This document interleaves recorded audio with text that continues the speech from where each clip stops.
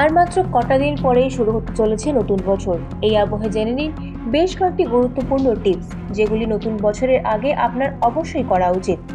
আসুন জেনে নেওয়া যাক। নতুন বছরে বাড়িতে যদি আপনি এই জিনিসগুলি রাখেন, তবে আপনার বাড়ি সুখ সমৃদ্ধিতে ভরে উঠবে। সেগুলি কি, জেনে নিন। প্রথমত হলো শ্রীকৃষ্ণের বাঁশি। শ্রীকৃষ্ণের বাঁশিকে ভীষণই পবিত্র বলে মনে করা হয়। শাস্ত্রমতে বলা হয় যে বুধবারে ভগবান কৃষ্ণের পূজা করলে তা আপনার সংসারে মঙ্গল এনে দেবে। তাই নতুন বছরে বাস্তুশাস্ত্র অনুসারে বাঁশি কিনে এনে বাড়িতে রাখুন।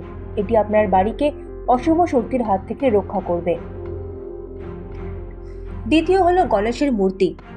সিদ্ধিদাত্রী গণেশকে যে কোনো শুভ কাজের আগে পুজো করা হয়। তাই নতুন বছর যদি আপনার সুখ সমৃদ্ধিতে কাটাতে চান, তাহলে নতুন বছরের আগেই বাড়িতে গণেশের মূর্তি স্থাপনা করে তার পুজো করুন। বাস্তুশাস্ত্র মতে জানা যায়, বাড়িতে গণেশের মূর্তি রাখলে বাস্তু সংক্রান্ত সমস্ত সমস্যা দূর হয়। তৃতীয়ত হলো ময়ূরের পালক।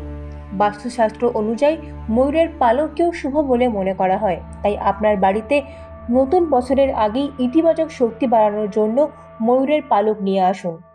নববর্ষের প্রথম দিন পুজো করে এই ময়ূরের পালকটিকে পরম নিরাপদে আপনার বাড়িতে রাখুন। এর ফলে আপনার আর্থিক সমস্যাও দূর হয়ে যাবে।